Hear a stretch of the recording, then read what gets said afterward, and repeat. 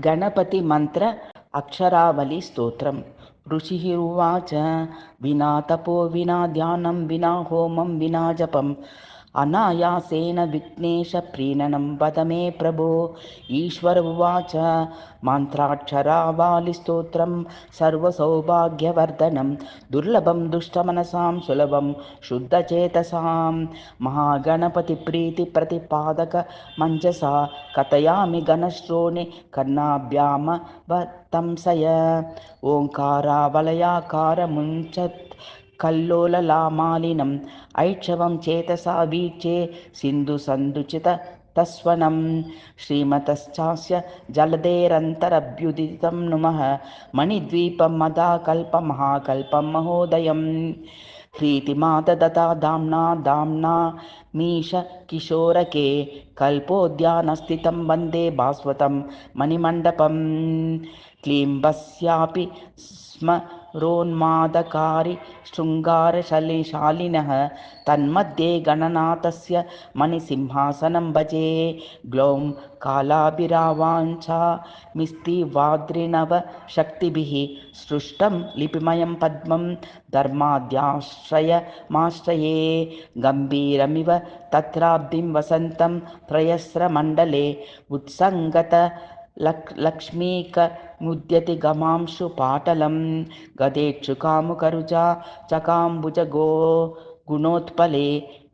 बृहङ्ग्राणिज दन्ताग्रं भूषितं मातु लिङ्गकैः नषष्टवर्णवाच्यस्य दारिद्र्यस्य विभञ्जनैः ऐतेरेकादशकरानलं कुर्वाणमुन्मदं परानन्दमयं भक्तप्रत्यूहव्यहनाशनं परमार्थ प्रबोधाद्भिदं पश्यामि गणनायकं तत्पुरः प्रस्फुरद्विल्वमूलपीठसमाश्रयौ रमारमेशौ बिमृशाम्येषेव शुभदायकौ येन दक्षिणभाग्यस्थान्यग्रोदतलमास्थितं सकलं सायुधं वन्दे तं साम्बं परमेश्वरं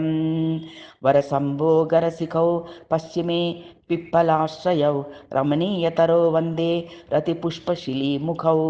रममाणौ गणेशानोत्तरदिक्फलिनीतले भूभूधाराम्बुदावौ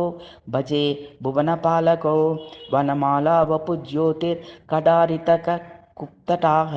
हृदयादरङ्गदेवी रक्षङ्गरचाकृते नमः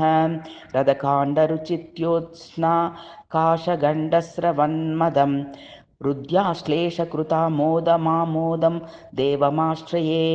दलत्कपोलविगलं मदधाराबलाहकं समृद्धितङ्गिदाश्लिष्टं प्रमोदं ह्यदि भावये स्कन्तातिकान्तितिलकापरिरब्धतनुं भजे भुजप्रकाण्डसच्छायं सुमुखं कल्पपादपं वन्दे तुन्दिलमिन्धानं चन्द्रकन्दलशीतलं दुर्मुखं मदनावत्या निर्मितालिङ्गिनं पुरा